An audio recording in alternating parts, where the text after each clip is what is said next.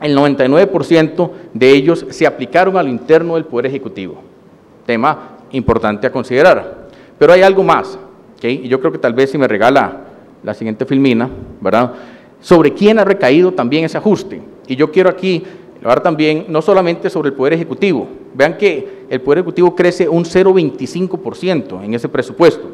Y la Asamblea Legislativa manda un presupuesto desde un inicio que decrece en términos nominales. Es decir, es una asamblea que mandó un presupuesto que ya venía recortado respecto al presupuesto incluido el año pasado. Y creo que eso hay que valorarlo positivamente, porque hay un esfuerzo también institucional desde acá, ¿verdad?, por disminuir una serie de gastos, por revisarlos, ¿verdad?, a profundidad con lupa, que están reflejados en esos números. Siempre pongo las dos columnas para que ustedes puedan comparar, ¿verdad?, que no hay, digamos, aquí quite, no estamos escondiendo una cifra que nos sirva y otra que no.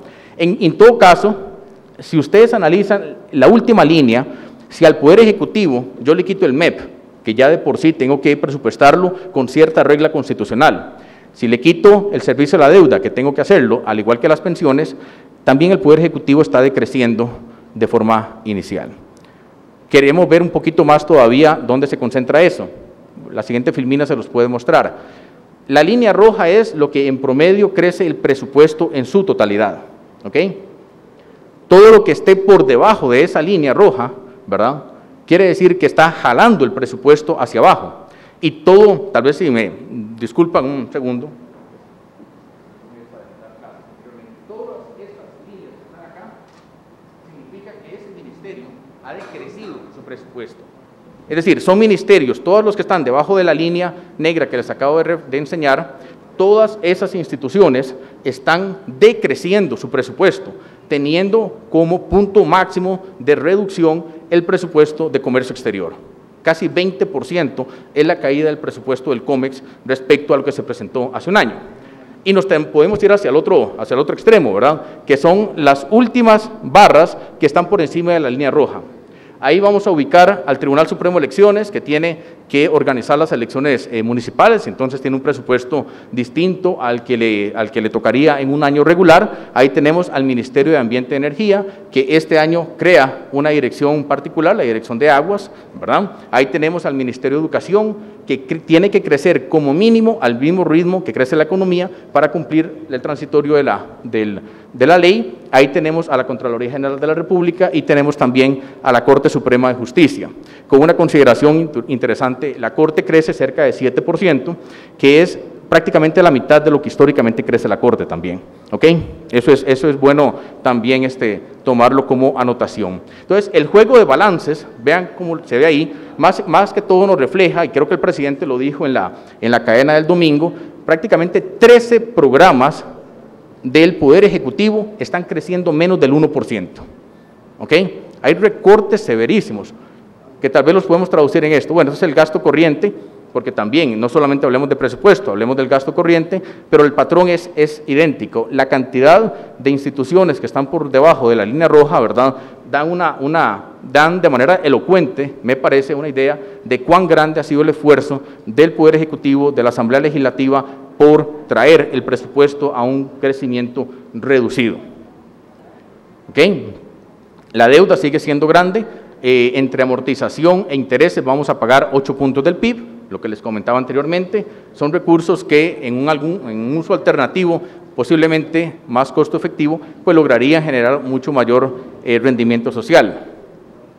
Y este gráfico va a ser, es un reflejo, es una forma de poder percibir cuán severo fue el recorte que ordenó el presidente de la República. El mismo presidente de la República fue directo en solicitar que los ministerios entraran en un recorte masivo de varias de las partidas a las cuales usualmente uno podría pensar o dan poco valor agregado, pongámoslo en esos términos, partidas flexibles a las cuales el presidente esta vez dijo que quería un recorte masivo. Voy a volver a la pizarra. Ustedes pueden ver que en el caso del Poder Ejecutivo recorta el 49% del tiempo extra, el 14% de la consultoría, que inclusive se puede elevar más, porque aquí están los servicios de gestión, el 35% de las unidades, un rubro que ya se había recortado anteriormente, el 21% de los viajes al exterior y el 35% de los viajes. Entonces, este es el panorama de una serie de partidas presupuestarias que el Ejecutivo, digamos, el presidente de la República ha solicitado recortar de manera fuerte, de manera considerable.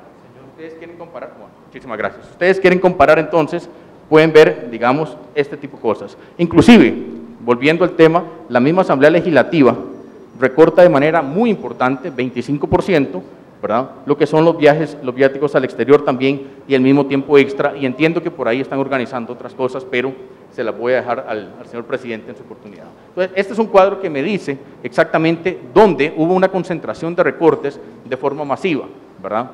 Y que de alguna manera nos ayuda a reducir considerablemente esta serie de partidas flexibles. ¿Okay? Si las trabajamos por objeto del gasto, que es la típica forma en que nosotros trabajamos esto, remuneraciones y transferencias corrientes, gracias. Remuneraciones y transferencias corrientes son las partidas que más crecen, prácticamente 7% o más, y por ahí hemos encontrado, ¿verdad?, transferencias corrientes, por ejemplo, se recortan las transferencias, transferencias de capital, sufren una disminución, explicado en parte en la disminución de la estimación del impuesto al combustible, ¿verdad? El impuesto al combustible, al haber una menor estimación por parte de la Contraloría, también se trae bajo el presupuesto de muchas instituciones, entre ellas el CONAVI, por ejemplo. Importante mencionar también, hace rato les estoy diciendo que voy a terminar, pero en realidad son solamente 30, 40 filminas más, no se preocupen. Importante señalar, por ejemplo, que si lo analizamos por sector al cual se le está asignando el gasto, ¿verdad? Vean, el sector social, que es el que más crece de todos, no crece al ritmo histórico, porque ciertamente hemos hecho, ¿verdad?, una directriz general de que todos tienen que, de alguna manera, desacelerarse, no contraerse. Aquí no estamos contrayendo sectores, estamos desacelerando el crecimiento de algunos, pero sigue la prioridad sobre el sector social. Este 7% tiene al MEP, tiene a lucha contra la pobreza y tiene educación como sus tres mayores componentes. Entonces, muy importante también entender, dentro de esta restricción que el gobierno hoy día presenta, hay un sector que sigue siendo prioritario y es justamente el sector social. Bueno, y no quería dejar pasar la oportunidad, porque de eso se trata un poco el juego, dejar pasar la oportunidad de que en realidad, con una restricción presupuestaria como la que se está haciendo, con números tan bajos en el crecimiento de algunas partidas, el problema fundamental es que seguimos teniendo un déficit alto, ¿ok? Un déficit presupuestario alto. Esto significa que mucho del problema está planteado en dos dimensiones. La necesidad de generar más recursos a través de los proyectos tributarios que han sido presentados por el gobierno y además aprobar nuevas reformas estructurales por el lado del gasto. Nosotros no podemos recortar hoy pensiones, por favor, no podemos recortar pensiones, pero sí tenemos proyectos que ha presentado la diputada Sandra Pisk, que ha presentado el mismo gobierno de la República para disminuir de manera institucionalizada, de manera permanente, el crecimiento tan acelerado de las pensiones. Pensiones crece y está dentro de los 5 títulos presupuestarios que más crece cerca del 7.3%, que en un contexto presupuestario como el que tenemos es un número elevado. Entonces, yo quisiera que llamemos a la reflexión y ponemos sobre el tapete la agenda que ustedes ya conocen, que se han por lo menos discutido de una u otra manera, y la presentamos con algún grado de priorización de cómo nos gustaría que pudiéramos avanzar. Vamos, yo también siento que uno puede ser mezquino, y hay que hablar claramente. La Asamblea Legislativa, los señores diputados, han venido trabajando de una manera bastante amplia y abierta con nosotros desde el Ministerio de Hacienda, y creo que hay que reconocerlo.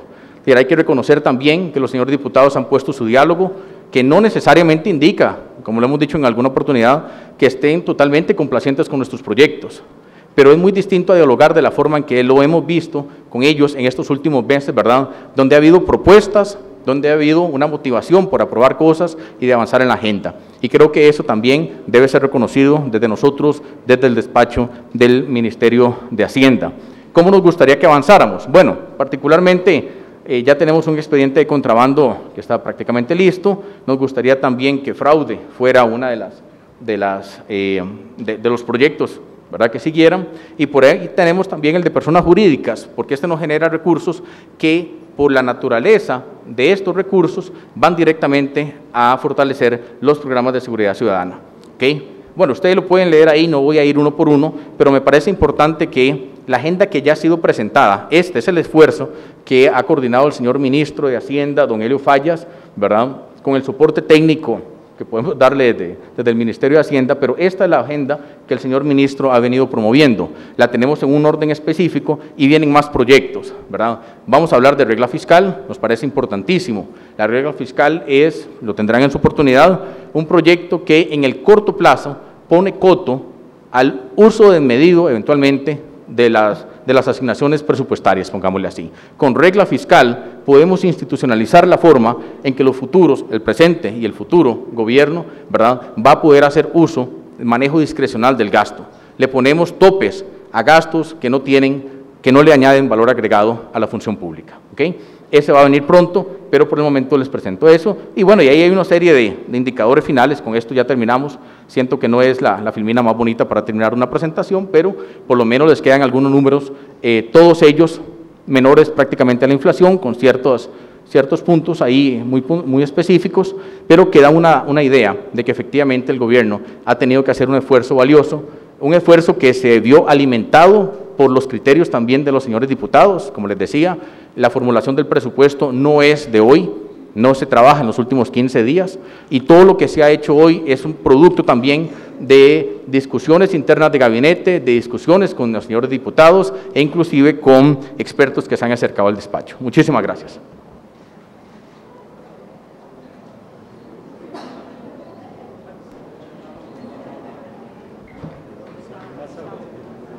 Sí, vodka. Pendiente. Sí. ¿Vamos a la conferencia de prensa aquí? Aquí, no sé, a mí me parece que puede ser, es que no sé si le van a preguntar también a ellos. Gustavo. Sí. Gustavo. No sé si los compañeros me van a pasar, los que están conmigo en la mesa. Acá. Sí, te lo repito. Okay. Se me va a poner más, se lo pongo. Vamos a dar inicio a la conferencia de prensa. Les solicito por favor a los periodistas que nos digan a quién va dirigida la consulta, si es para el señor ministro en funciones. Nos iniciamos esta conferencia con Barley Quiroz de la Prensa Libre.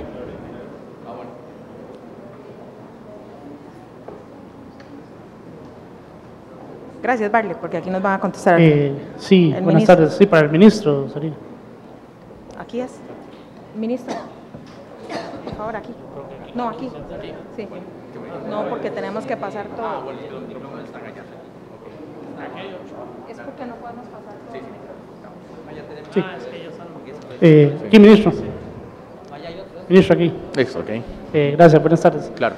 Ministro, bueno, ante la presentación que usted nos hace de un presupuesto austero, la pregunta es, bueno, algunos diputados de algunas fracciones tal vez no creen en esa austeridad todavía del presupuesto, okay.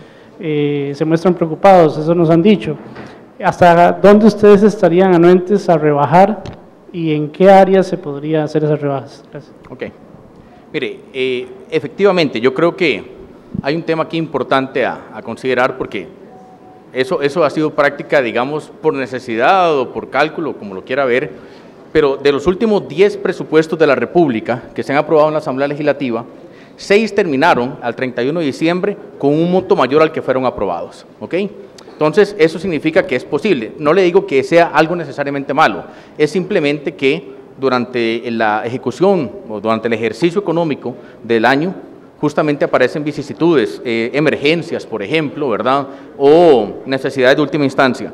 El gobierno no ha querido hacer esto para maquillar algo que piensa va a hacer después. Eso es definitivamente claro. No sería ni siquiera lógico plantearlo en esos términos, porque la memoria, digamos, no es tan corta en ese sentido.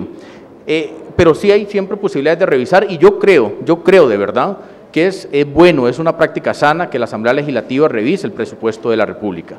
A mí me parece importante, parte de la democracia, parte de la rendición de cuentas con la que tenemos que actuar. Si usted me pregunta dónde, yo voy a decir claramente que ya hay algunos elementos, pongámoslo así, instituciones que han hecho un esfuerzo durísimo, ¿verdad? Usted vio los datos de la misma Asamblea Legislativa, ha visto los datos de muchos de los ministerios, ahí que yo creo que si lo que hemos recortado es fundamentalmente operativo, gastos de viajes, consultorías, etcétera, si uno quisiera entrar en recortes mayores, va a tener que tocar dos cosas, o recorta gasto de capital, o recorta transferencias, ¿no? Y con ello las implicaciones de ley que pueda tener, ¿ok? Porque ya el margen justamente es muy reducido. Y obviamente el tema de remuneraciones, de planilla, nosotros ni siquiera lo contemplamos como una opción porque realmente no lo valoramos como una alternativa de ajuste fiscal. Ministro, buenas tardes. Sí. Danilo Chávez de Colombia. Gracias. Vamos a ver, si bien ese presupuesto solo contempla el 33% del gasto, el déficit fiscal contempla el deterioro fiscal del 100%, es decir, de lo que está aquí y de lo que no está aquí. Entonces, ¿cuánto esto siente que ayuda?